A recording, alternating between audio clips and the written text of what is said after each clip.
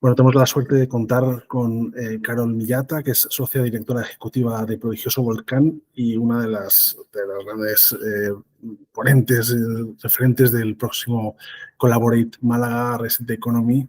Muchas gracias, Carol, por dedicarnos un rato a esta conversación para también un poco explicar y que te conozcamos un poco mejor y empezar a plantear ya asuntos sobre los que reflexionar de cara al evento. Yo digo que la gente tiene que venir con las ideas pensadas, porque allí nos hemos planteado una propuesta ambiciosa de resetear la economía, de tener claros los criterios para eso, con lo cual, esta conversación puede servir para ir preparando el terreno, ¿no? y estimulando a la gente a pensar.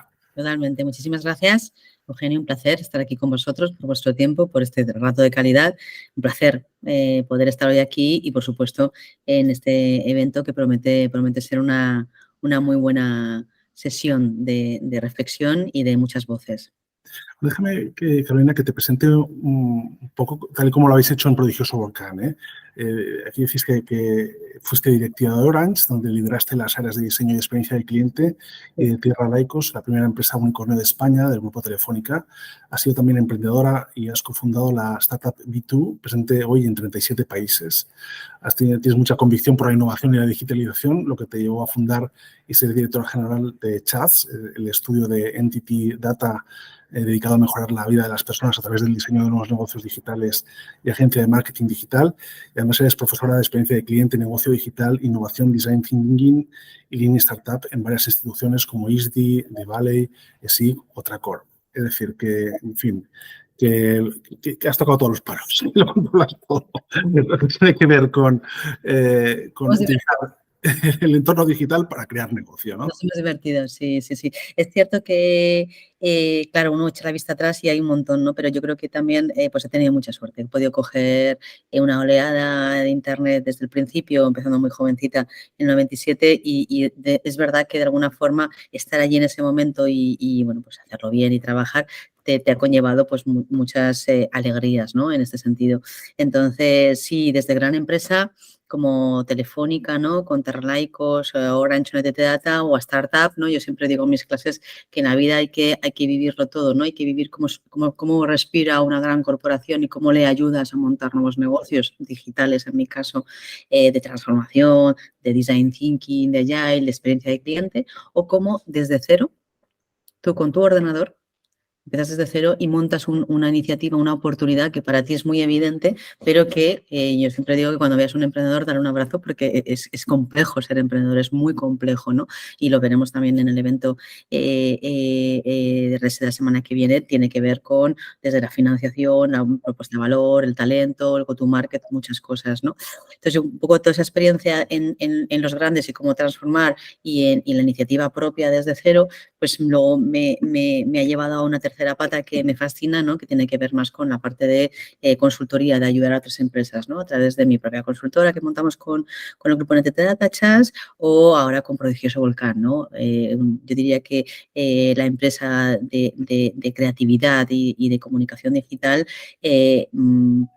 os diría, más innovadora y esto de verdad lo digo de corazón, por eso también estoy aquí desde los últimos 10 años, es decir, ya es un recorrido importante, ¿no? Y nos ha permitido meternos en temas como no solamente de comunicación y de digitalización, sino también de transformación, de sostenibilidad y últimamente te diría que en los últimos 5 años, pero especialmente en los últimos 2 años, en la IA generativa, ¿no? Es verdad que 2 años en la IA generativa es un montón, es mucho, probablemente muy poquitos en ese momento estaban ahí, entonces eso nos ha permitido pues llegar a la IA muy tranquilos, sabiendo muy bien lo que está pasando, sacando lo mejor en ese momento, ¿no? Y ayudando a nuestros clientes, ¿no? Que son al final pues las empresas, ¿no? A cómo caminar en esos momentos de incertidumbre, aplicando la IA hacia bueno, pues nuevas oportunidades, ¿no? Y siempre desde la creatividad y la digitalización. Ahora hablamos un poco de cómo estáis haciendo este proceso, ¿no? de integración de la IA, Sí. que tiene mucho también que ver con el cambio cultural, ¿no? Y ahí es quizás lo más difícil. Pero yo recuerdo cuando a finales de los 90 nosotros hablábamos de la nueva economía, ¿no? Y se hablaba de lo que iba a suponer la economía de Internet y tal, ¿no? Y realmente yo no sé si ya todo el mundo ha llegado a entender esto lo que es, o si tú crees que todavía se mantienen algunos rasgos de la economía pre-internet, ¿no? No sé, ¿tú crees que ya en el mundo, en el tejido productivo, tú encuentras que la gente ya ha entendido el mensaje después de este tiempo? A ver, es una buena pregunta. Hacía tiempo que no hacía esa reflexión. Efectivamente, ¿no? Yo siempre digo que las transformaciones digitales no son inmediatas y si te fijas, ¿no? Pues Amazon tardó 18 años en ser rentable. La mayoría de las empresas cuando pegan un poco ese momento de explosión exponencial que te permite Internet, como pues, YouTube, Facebook, tal, tiene un recorrido general global de 25 años, ¿eh? O sea, esto no es como de 25 meses, ni siquiera son ni 25 semanas, ¿no? A veces con los ciclos agiles creo que nos confundimos un poco, ¿no? Entonces, es verdad que no son empresas de 100 años, y que también realmente cambia mucho el panorama, ¿no? Ya no nos acordamos de Yahoo, ¿no? No nos acordamos de MySpace, ¿no? Entonces cambia incluso Facebook, ¿no? Ya se habla que empieza a estar en decadencia. Sin embargo, todo conlleva su tiempo, ¿no? Dentro de ese tiempo hay como grandes hitos en este sentido, ¿no? Yo creo que hay un hito fundamental que es la llegada masiva de Internet, sobre todo en el mundo de los contenidos, cuando estábamos ahí en Terlike, en Yahoo, en Google después. Hay un momento, un salto importante que es con los móviles, ¿no? Y ya sí que se pega un salto, yo creo que ahí realmente cambia la humanidad, o sea, no solamente lo digital, no, sino la humanidad cambia a muchos niveles, la forma de pensar, la forma de comunicarse, la forma de consumo y demás, y esto hace exponencial el uso de Internet, ¿no? Desde el propio WhatsApp, ¿no? Quien no tiene móvil y quien tiene WhatsApp, ¿no? En este sentido. Y luego hay un hito que también creo que a nivel global nos influye mucho, que es todo el COVID, ¿no? Como realmente las empresas que no se habían digitalizado pasan a digitalizarse, ¿no?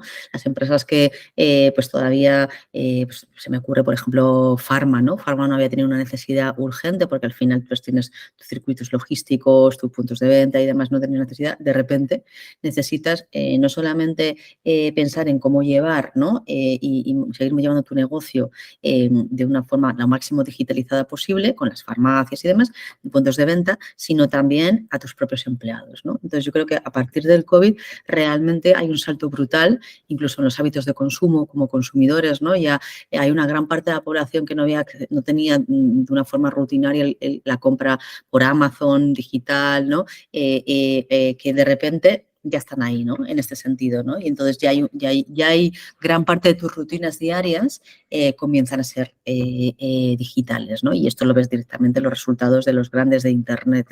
Y no solamente occidentales, también lo encuentras en China, en la India, ¿no? Realmente hay una adopción masiva donde ya no solamente es un tema de entretenimiento y comunicación, sino ya hago mi vida, ¿no? Las finanzas, la planificación de todo tipo, ¿no?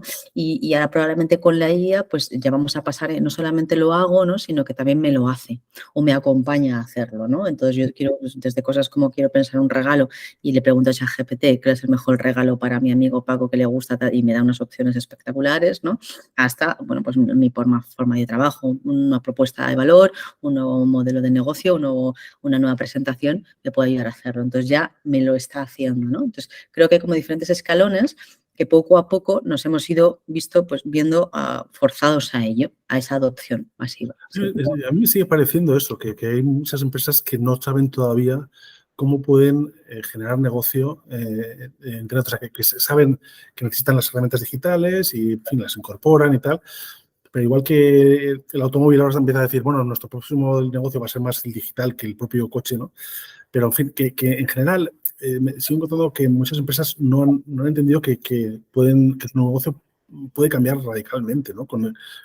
Gracias a Internet y puede ser otro completamente distinto, ¿no? Creo que hay un poco las empresas que a lo mejor son más físicas, ¿no? Permíteme la expresión, ¿no? Que no han tenido a lo mejor esa urgencia de tener que implantar, ¿no? Tecnologías digitales, se están viendo forzadas a ello por la amenaza. O sea, ya no, a lo mejor no es un discurso positivo de qué puedo ganar, sino quién me puede comer el pastel, ¿no? En ese sentido. Entonces, ¿quién va a llegar? Y eso lo hemos visto pues, en el mercado de seguros, las Insurtech, ¿no? Que son nuevas compañías de startups capaces de generar un modelo de negocio de seguros puramente en la nube. Fíjate, las empresas de seguro, ¿no? En ese sentido que hay cosas como hay sectores muy sólidos, ¿no? Y muy contraciclo, ¿no? Y este es el caso de ello, ¿no? La banca con los neobancos, ¿no? Cada uno de los sectores, poco a poco, han ido entrando, ¿no? Estos nuevos players, estos nuevos entrantes que son mucho más ligeros, que además no tienen una necesidad de reportar beneficios a corto plazo, porque lo que se les mide a las startups es por un tema de escala y de capacidad de crecimiento, ¿no? Aunque eso también ahora mismo se está un poco cuestionando y demás. Entonces, creo que ha sido muchas veces más la amenaza de va a llegar Google y va a sacar un banco y necesito acelerar mi digitalización tal vez también pues, los consumidores me lo están demandando, ¿no? Pero ahí tienes... y yo creo que hay una tercera palanca que también moviliza esa digitalización, que es los empleados. Al final, si yo necesito talento, sobre todo talento joven, tengo que tener una propuesta atractiva y tengo que además una forma y unos modelos de trabajo pues de la nueva era, ¿no? Muchas veces remoto o híbridos y demás. Entonces, esto ya me fuerza a tener que actualizarme por dentro, ¿no? O sea, por fuera, por los consumidores o por la amenaza de los competidores, por dentro, por el talento, ¿no? Antes, cuando comentabas el tema de las aseguradoras, tuve una conversación con el CEO de Liberty Seguros, del CEO global, y fue súper divertido cuando me explicaba cómo tuvo que convencer a la gente de negocios de darle el salto a la nube, ¿no? Qué bueno. En fin, este tipo de entender que el negocio iba a ser diferente, ¿no? Y que... Sí, sí. Mi experiencia ahí, yo tengo, bueno, creo que he tenido mucha suerte haciendo muchos proyectos de transformación digital, muchos, y creo que en reglas generales la alta dirección por un poco también lo que se le demanda, por la conexión y el network que tienen, bueno, por muchas cosas, suele estar muy en la cabeza de la innovación, de intentar aplicar nuevas cosas, aunque sean en modo piloto, ¿no? Bien sea digitalización, bien sea experiencia de cliente, bien sea la nube, bien sea sostenibilidad. Tal vez donde he visto a lo mejor que es más importante ese cambio es en los cargos intermedios, ¿no? De una corporación, ¿no? Donde ahí a lo mejor a veces el status quo pesa más y por eso la transformación es más importante, ¿no? Tal vez tienes pues, equipos a lo mejor más jóvenes, más con menos experiencia, pero que abrazan más, ¿no? La digitalización. Los cuerpos directivos suelen tener bastante claro que, porque al final hablas con accionistas, hablas con competencia y te estás dando cuenta que si no lo haces tú, lo hará otro, ¿vale? Pero donde creo que está el salto de verdad y a veces no es fácil, es en los cargos intermedios, en los equipos que llevan un poco el negocio, si me permites la expresión en inglés, business as usual, ¿no? Que al final es lo que también es la parte central del negocio, de lo que nos da de comer. Pero claro, a veces te encuentras, y esto es la digitalización muchas veces, que tu negocio madre, tu negocio principal, se ve amenazado por el negocio digital. Es mucho más ligero en costes, pero también es mucho más ligero en precio, ¿vale? Y entonces, de alguna forma, hay situaciones en las cuales parece competir internamente, ¿no? Bueno, pues son muchas las compañías que deciden, de hecho yo te diría que la gran mayoría, que tienen que hacer eso porque si no vendrá otro a hacerlo. Y que es mejor tener, ¿no? Como si pues, fuéramos una compañía con muchas marcas, es mejor tener el champú para las familias, para los solteros, para los niños, ¿no? Y tener todas las opciones en tu portfolio en lugar de quedarte solamente con una propuesta de valor sólida, pero clásica y perder el tren de lo digital, lo nuevo, lo innovador, ¿no? El proceso ahora entraremos en el tema de la inteligencia artificial en prodigioso, pero porque me interesa un montón. Pero tú en el proceso de acompañamiento de las empresas en esta transformación digital, ¿cuál es el paso que siempre haces? Porque seguro que hay algo que dices, bueno, es que por mucho que la empresa sea de entretenimiento o sea de banca, o sea, siempre al final todo el mundo acaba necesitando esto. Bueno, ahí yo siempre digo que la digitalización es transformación cultural. ¿vale? No son procesos, no son tecnologías. Sí termina siendo experiencia del consumidor o del cliente, vamos a decir así, por supuesto, porque al final aquí hemos venido a hacer negocios, pero sobre todo es transformación de las personas y es las personas que lo llevan, ¿no? Entonces, siempre hay que tener un punto de partida con las personas que lo van a llevar, que lo van a liderar o que lo van a vivir, ¿no? Y ese trabajo interno de tener un punto de partida y saber en qué grado de madurez está la organización, si está súper avanzado, si está muy atrás, si tiene un perfil de 20 años de experiencia, si la media tienen 15 o 10, todo a este nivel y trabajar conjuntamente de forma co-creativa para que abracen el cambio, para que ellos de alguna forma decidan ese cambio o lo co-decidamos juntos, porque al final tu rol también es un poco, ¿no?, dar esa luz, esa guía, pero siempre co-creada. Esto creo que es imprescindible, ¿sabes? Ya puede ser la mejor experiencia, la mejor estrategia del mundo, con el mejor business plan del mundo, que si las personas que tienen que al final implantarlo no se lo creen, no va a tener éxito. A veces digo que prefiero una estrategia menos ambiciosa, pero con un equipo mucho más motivado, ¿no?, para la digitalización, porque el cambio en general es duro y la transformación digital es muy dura, ¿no? Es decir, existe como pues eso, ¿no? Nos quedamos con esta idea de los GAFA, ¿no? Los Google, los Amazon y demás. Bueno, pues uno de cada 1000 tiene éxito, ¿no? Y además después de, como decíamos antes, una media de 20, 25 años, ¿no? Y con unos niveles de incertidumbre altísimos, ¿no? En una estructura de costes que hay un punto en el cual puedes escalar muy bien, pero hasta que llegas a esa estructura es todo coste realmente, ¿no? Porque es una nueva propuesta de valor y demás. Entonces, con esto debo decir que lo digital es complejo, no es nada fácil, ¿no? Y al principio yo, imagínate, llevo desde muy jovencita, desde el 97 en esto, era difícil porque había muy poca masa crítica y no teníamos reconocimiento de marca, ¿no? Pues cuando lanzamos Terra, cuando los Google no se conocían al principio y demás.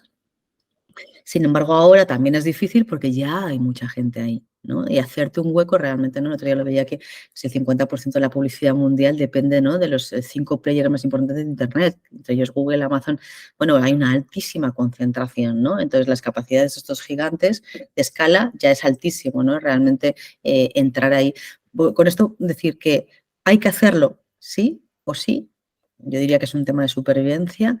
Es difícil también, ¿no? Por tanto, lo que sí, volviendo a tu pregunta, es motivar, y si no es así, trabajarlo a los equipos que desde las empresas lo van a llevar. Porque tú puedes acompañar un tiempo, pero si luego eso se diluye y las compañías están llenas de proyectos que acaban en los cajones, ¿vale? Y nadie los vuelve a sacar de ahí, entonces habrá sido un fracaso, claramente. Me encanta este puntito bueno, que al final donde ya saltan las metodologías por los aires y aquí la clave es, bueno, pues estás en una organización donde tienes un CEO hiper mega motivado como Mario, que sabes que es muy amigo de la casa, Sí. bueno, es tan suyo como de cualquiera y bueno, yo creo que habrá pocos directivos más motivados que él por el cambio y por la transformación cultural y tal. Entonces, entiendo que todo el equipo, ¿no?, estáis implicados en esto. Explícame un poquito esa transformación, este diálogo que estáis teniendo con la inteligencia artificial. Cuéntame un poquito. Sí, pues mira, la verdad es que, como bien dices, ¿no?, Mario es en sí mismo, para mí es el ejemplo de un innovador, ¿no?, de alguien que realmente la cabeza le va de esta forma, ¿no?, y es capaz de crear conectando puntos, ¿no?, constantemente, y sean puntos, sea que estemos hablando de digitalización o de sostenibilidad o de la IA, ¿no?, y demás. Entonces, eso de alguna forma cala mucho en la organización, ¿no? Un liderazgo de este tipo muy basado en la diferenciación y la innovación. Yo creo que muchas cosas podemos decir, pero desde luego diferentes somos, ¿no? Diferenciales e innovadores, ¿no? Prodigioso. Entonces, por eso mismo, cuando nadie hablaba de la inteligencia artificial, ¿no?, Mario y el equipo directivo decidieron empezar a invertir, cuando estábamos muy lejos de la inteligencia generativa, ¿vale? Todavía era más el procesamiento de datos, ¿no?, lo que llamamos antes el Big Data, que la analítica un poco viene también, ¿no?, en esta parte inicial. Entonces, se decide además al estilo prodigioso, con experimentos. Esto va mucho de hacerlo para luego poder contarlo. Es decir, no podemos contar algo, no podemos ayudar a una empresa a hacerlo si nosotros no lo hemos hecho, ¿no? Eso, yo siempre digo que las escuelas de negocio están llenas de profesores hablando de emprendimiento y nunca han emprendido una empresa, ¿no? Entonces dices, ostras, aquí pasa algo. Pues nosotros justo lo contrario, ¿no? Es decir, vamos a hacerlo porque además nos divierte, porque creemos que el aprendizaje y la innovación es hacer, pilotar, medir, fallar pronto, ¿no? Rápido y barato, pero también aprender y tener éxito. Entonces empezamos a hacer experimentos de todo tipo, pues de voces sintéticas, de podcast, de diferentes creatividades utilizando la IA, ¿no? Eso nos ha permitido que cuando explosiona la IA generativa el año pasado, muy especialmente en noviembre, pero te diría que incluso ya desde junio, julio, para nosotros es muy normal estar utilizando Midjourney, ChatGPT, es una herramienta más. Entonces, nuestra visión es una visión tecnooptimista. Somos muy conscientes de los riesgos de la IA. Francamente, estamos un poco alejados de este discurso un poco distópico del fin de la humanidad. Creemos que hay temas muy relevantes a tratar, como pues, temas jurídicos, de derechos de autor, de temas éticos que tenemos que abordar sí o sí. Eso nos parece más urgente que esta idea como de que el mundo se acaba, ahora la humanidad se acaba. Pero nuestra forma de aproximarnos es tecnooptimista, es decir, hoy utilicemos esta herramienta como hemos utilizado la digitalización, la revolución móvil o cualquier otro tipo de tecnología en hacer más cosas y mejores, ¿no? Entonces, yo siempre digo que al final la inteligencia artificial nos está permitiendo, ¿no? Es como un niño en una tienda de dulces, ¿no? O sea, si tú eres creativo, como las personas que estamos en Prodigioso, que la verdad es que es espectacular el nivel tanto de senior como de gente más joven, es espectacular. Y hacía mucho tiempo que no veía unos equipos así. Si además de repente tienes una herramienta que te da superpoderes, por ejemplo, antes no podías hacer cine porque había unas barreras técnicas o unos sesgos, pero de repente puedes hacerlo porque la herramienta te lo permite, ostras, vas a otro nivel, claramente, porque la historia, la narrativa, la idea, ¿no? Eres capaz de crearlo. Antes lo que te impedía a lo mejor eran pues o los recursos económicos, porque implicaba tener un plató, con una grabación, con unos actores, ¿no? Todo esto ahora, esas barreras han bajado y entonces ahora realmente somos capaces de meternos en disciplinas y en hacer creaciones que antes pues hubieran costado mucho más, con lo cual es como pues eso, un niño en una tienda de dulces, ¿no? Es una maravilla, ¿no? En ese sentido. Entonces lo hemos abordado desde ese lugar con esas dos patas, ¿no? Evidentemente tiene una parte de poder quitarnos tareas repetitivas o tareas un poco más arduas y esa es la eficiencia y sobre todo es hacer cosas nuevas, tanto creativas como disciplinas nuevas, ¿vale? Y esto yo creo que es donde tenemos que estar y es donde acompañamos a nuestros clientes o a llevar a la creatividad a otro nivel o ayudarles a hacer nuevos negocios en base a la IA, nuevos productos en base a la IA, porque esto tiene que ser un facilitador, ¿vale? O acelerador de la innovación en las organizaciones, ¿no? Y ahí hay muchas etapas, ¿eh? Hay una etapa primera como de miedo y de escepticismo, ¿no? El valle inquietante que se llama, ¿no? Que es un concepto que hace mucho tiempo que existe, que es cuando el ser humano ¿no? se da cuenta de que está hablando con robots humanoides y te genera una sensación no muy agradable, ¿no? De, uff, ¿esto qué es, no? Entonces, claro, hay un valle inquietante de, uff, miedo, ¿no? Que después va dando paso poco a poco a, ostras, esto me permite hacer más cosas. Llega un momento de ilusión, ¿no? Y de, casi te decía, de euforia, ¿no? De ponerte a crear cosas con Midjourney como loco, ¿no? Como si no hubiera un mañana. A nosotros nos gusta mucho acompañar a nuestros clientes y terminar en lo que llamamos la meseta productiva, ¿no? No es ni escepticismo, tampoco es el valle inquietante, tampoco es euforia, sino es una meseta productiva donde sacas lo mejor de ti mismo, de tu empresa o de la empresa con la que estás trabajando como cliente para ir más allá. Y esta es la transformación que hemos hecho. Nosotros, los 220 personas que somos, todos hemos apostado por formar a todos nuestros equipos. Somos una propuesta de binomio humano, inteligencia artificial. Creemos que hay que utilizar la inteligencia artificial como una herramienta más, por supuesto, pero el humano siempre es el que tiene que liderar, poner el criterio, hacerlo diferente, porque si no, si lo dejamos al 100% en la inteligencia artificial, pues lo decía justamente esta mañana con un cliente, tu campaña será exactamente la misma que de tu competencia.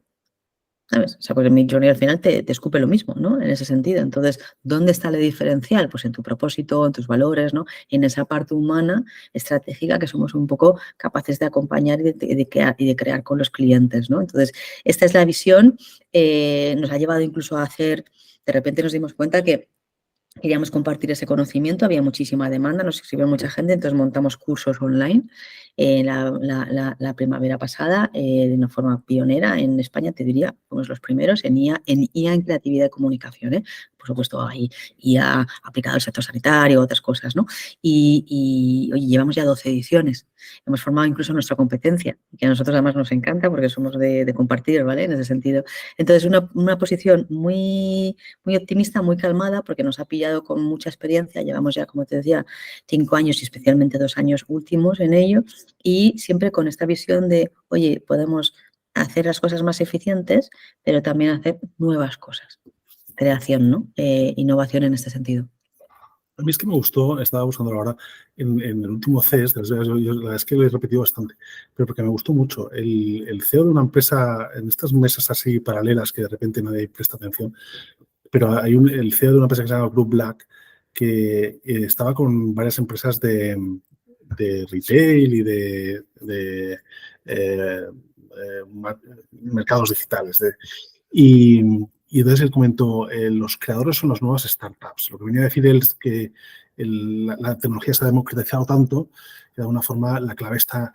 Pero también lo conectaba con el tema de, bueno, en fin, a la hora de vender, una empresa tiene que estar con los creadores. O sea, cualquier proceso de creación puede ser una buena oportunidad para colocar, ¿no? Para presentarte como empresa, ¿no?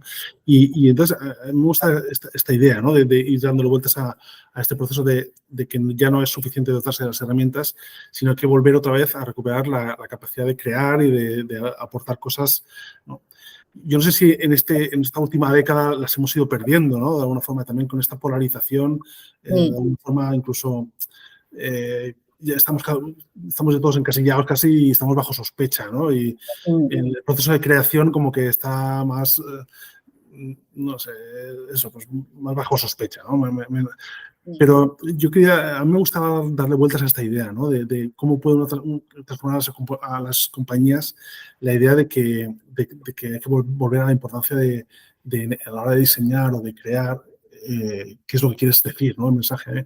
También, por lo que veo, pues estáis muy metidos en temas de innovación con propósito, es decir, todo esto del proceso de creación. Ahí donde quería que me reflexionaras un poco sobre cómo lo estás viviendo tú. Totalmente. A ver, yo un poco en la línea que estás diciendo, creemos que la tecnología, incluida la IA, es una herramienta, es una infraestructura, es casi un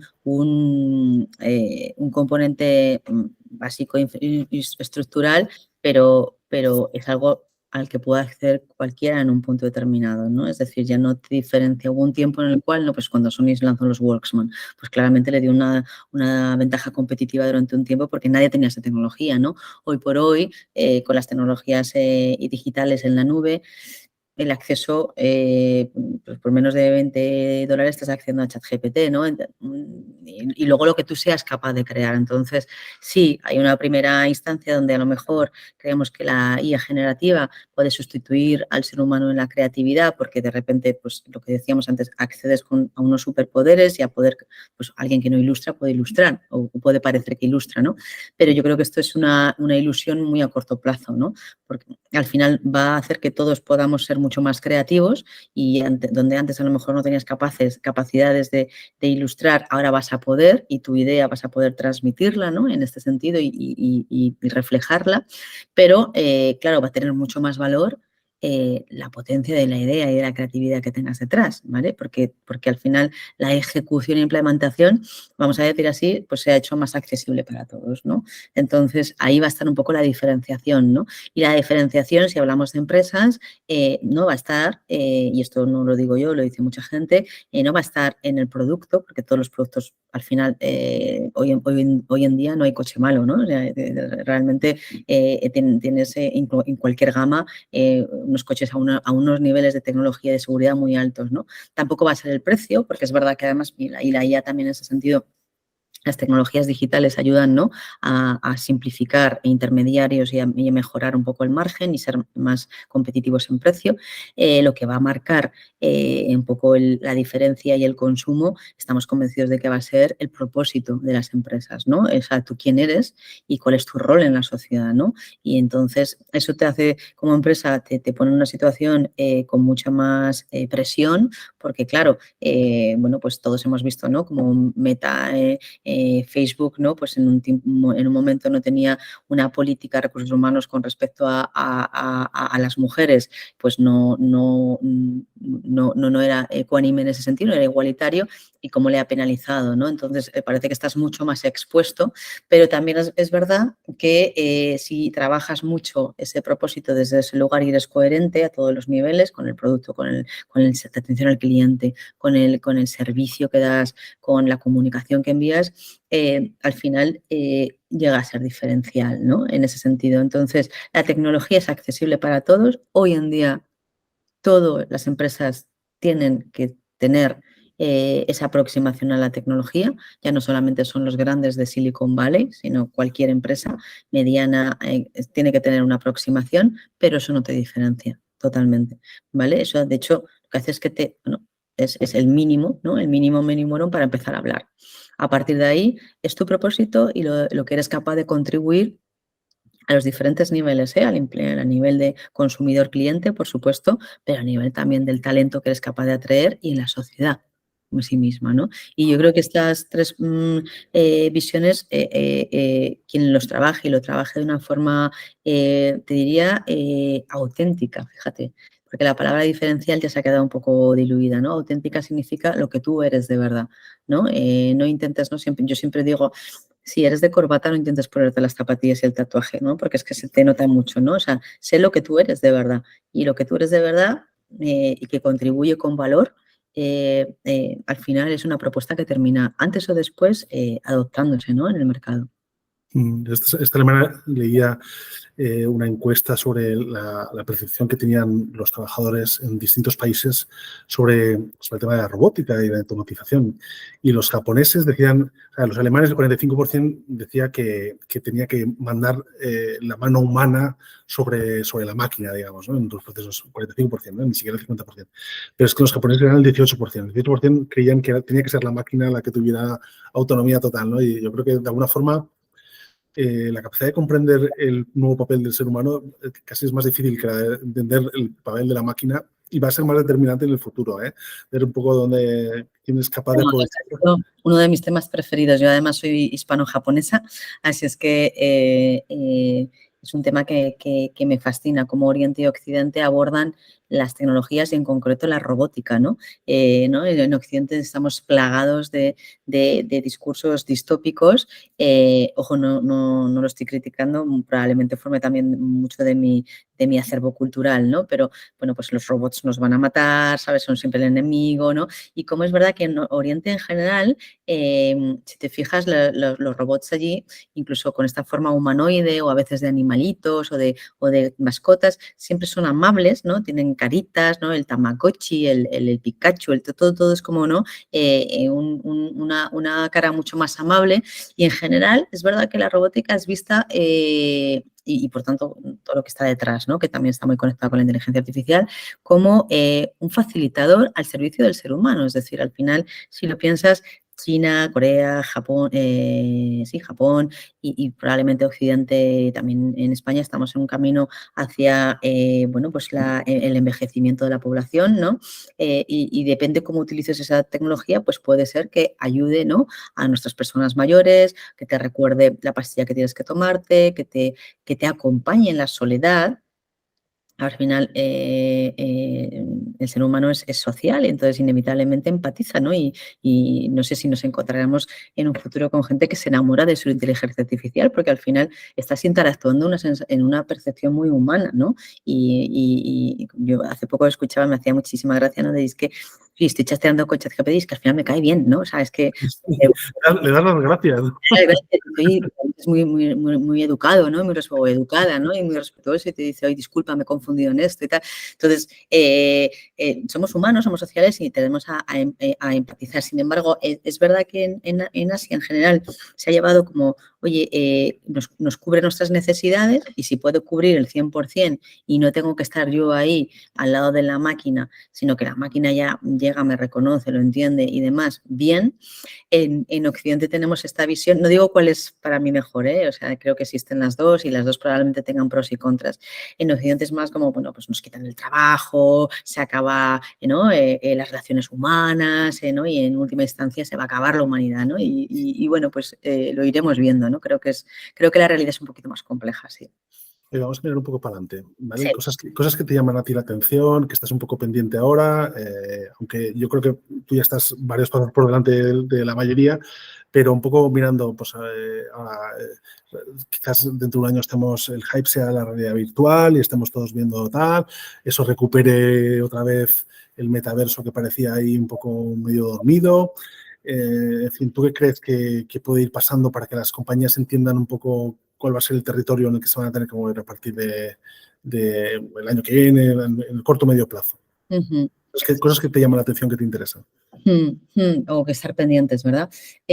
Yo en general, aunque tal vez porque llevo un tiempo, o sea, más de 20 años, ¿no? en haciendo negocios digitales, soy poco amiga de la bola de cristal, ¿no? Porque bueno, pues he descubierto que no es evidente, ¿no? O sea, bueno, pues eso, a toro pasado todos se lo explicamos muy bien. El ser humano cuenta muy bien, ¿no? La historia y el relato de una pasado, pero a futuro y más en el entorno de alta incertidumbre, ¿no? Que vivimos hace ya un tiempo, es más complejo, ¿no? Yo creo que, o sea, estoy muy de acuerdo con que la IA, en concreto la IA generativa, es un salto cualitativo fundamental. O sea, cuando creo que era Bill Gates o alguno de los líderes, ¿no? De Silicon Valley hablaba de que esto era equiparable a Internet. Estoy muy de acuerdo. Creo que esto no es uno más. Probablemente esa no es blockchain, ¿no? NFT o ni siquiera metaverso. ¿Vale? Creo que realmente es algo de un impacto brutal que todavía no somos capaces de medir, porque lo estamos haciendo entre muchos, probablemente no entre todos, pero sí entre muchos, y todavía no podemos ver los impactos que van a tener tanto en las compañías como en la propia sociedad, ¿no? Nos puede cambiar mucho la forma incluso en que creamos, pensamos, trabajamos a muchos niveles, ¿no? Entonces, al final, bueno, pues desarrollas una intuición, ¿no? Que no es una bola de cristal, pero sí es como... Entonces, que yo creo que los grandes saltos que se dan cuando la tecnología está lista y aborda un caso de uso o varios de valor, de necesario. Hay muchas veces que llega una tecnología, pero como no sabemos qué caso de, ¿no? El metaverso, no sabemos qué caso de uso ponerle, pues forzamos un poco en ese sentido, pero todavía no ha llegado el buen caso de uso, ¿no? El ejemplo es WhatsApp. WhatsApp cuando llegó no fue la primera mensajería digital que existía, ni siquiera era la mejor, ni siquiera hoy es la mejor. Había muchas otras antes, mucho más potentes, pero llegó en un momento en el cual, bueno, pues estábamos preparados, estaba el móvil, habían llegado los smartphones, iPhone, Apple, y era extremadamente sencillo comunicarse. Además, bueno, pues los SMS eran muy caros y WhatsApp era gratis. Gratis ¿no? Pero sí, gratis porque los datos al final no los cogen. Entonces, se junta en ese momento y yo creo que con la IA generativa se han juntado casos de uso muy potentes y tenemos que ver cuáles son, pero desde luego están encima de la mesa, como tiene que ver con los temas de creatividad, de educación, o sea, pero es que incluso de pronóstico, de cáncer, veíamos el otro día, o sea, hay tantos casos de uso, por eso vemos todos los días, ¿no? Noticias de esto cómo va a cambiar, porque es que está tocando, ¿no? El buen momento llega de la tecnología madura y esto todavía tenemos que ver los impactos que van a llegar en este sentido, ¿vale? Yo creo que ahí tenemos estar muy atentos y además estar dentro probarlo, aprenderlo, testarlo, hacerlo con nuestras manos. No vale leerlo en las noticias, ¿no? Esto hay que empezar a aplicarlo, ¿no? Y aplicarlo en los casos propios. Y eso es un tema, ¿no? Creo que otras cosas que nos estamos muy atentos, ¿no? Es un poco toda esta evolución que estamos viendo en los temas de sostenibilidad, ¿no? Hay un eje que nos interesa muchísimo que tiene que ver todo con lo que se llama el diseño regenerativo, es decir, oye, no solamente con, no sé si ayer viste el anuncio de Apple con Carbon Neutral, donde el CEO de Apple es la madre naturaleza, que es una mujer de raza negra, que la verdad es que el anuncio es fantástico. O sea, el de Titanium, el que hablaba de Titanium, ¿o no? Habla un poco de cómo Apple habla, bueno, pues... entonces lo he visto. Nada, luego te lo comparto, ¿no? Habla de una cosa muy importante, ¿no? Y es que es un gigante de un tamaño tan relevante como Apple se compromete con la madre naturaleza, ¿no? En el vídeo a ser carbon neutral, que dicen ellos, ¿no? Bueno, pues se dice así en inglés, en el 2030, ¿no? Es un compromiso firme con todos sus dispositivos, ¿no? Esto es un salto brutal. O sea, ya que cuando lo hace Apple ya esto es mainstream, ¿no? Ya arrastra, ¿no?, a la industria solamente por lo que mueve, ¿no?, en ese sentido y por un poco lo inspiracional que es y demás. Creemos que hay un paso siguiente que vamos a entrar, que es en lo regenerativo. Cómo somos capaces de crear negocios, productos, experiencias que no solamente son neutrales en carbono, sino que además mejoran la situación, ¿vale? Yo creo que ahí todavía es algo incipiente, pero está por llegar, bueno, pues una nueva generación de tecnologías, de empresas, de startups, de iniciativas públicas de la Unión Europea que va a trabajar en esa parte regenerativa y desde cómo casas que realmente van a favor, ¿no?, y pueden ser aportar en este sentido por cómo están construidas, por la cantidad de naturaleza, por cómo reciclan el agua de la lluvia, muchísimas cosas, ¿no?, en construcción, en salud, en muchísimos ámbitos, en la agricultura, ¿no? Vivimos en un país con una crisis hídrica, entonces lo vamos a ver y creo que ahí vamos a ver, y no solamente las que están directamente impactadas esas industrias, sino por extensión todas, porque la crisis hídrica afecta hasta al retail, ¿no?, a la farma, hasta a los grandes de Silicon Valley, siquiera para, pues ya sabes, enfriar la energía necesaria para la explosión de inteligencia artificial que esperamos, ¿no?, generativa, esto lo sabes muy bien tú, exige ya solamente en ese grado de energía y muchas veces de enfriamiento de los propios dispositivos que está utilizando y las grandes máquinas, que es ingente. O sea, es ingente, ¿no? Entonces, el cruce de las tecnologías disruptivas como la IA generativa y la sostenibilidad en su línea de regenerativo, creemos que es un ámbito, nosotros lo hemos abordado en Prodigioso, que es fascinante y que vamos a tener que abordar en los próximos meses y años. Y eso te cambia todo. Te cambia a qué proveedores compras, cuál es tu modelo de logística, cuál es tu propuesta de valor, cómo te relacionas con tu talento y con tus empleados, con tus accionistas. Te cambia todo, ¿no?, a ese nivel. Creemos que hay varios temas, ¿no? Y por último, yo creo que no menos importante, de hecho lo más importante es el talento.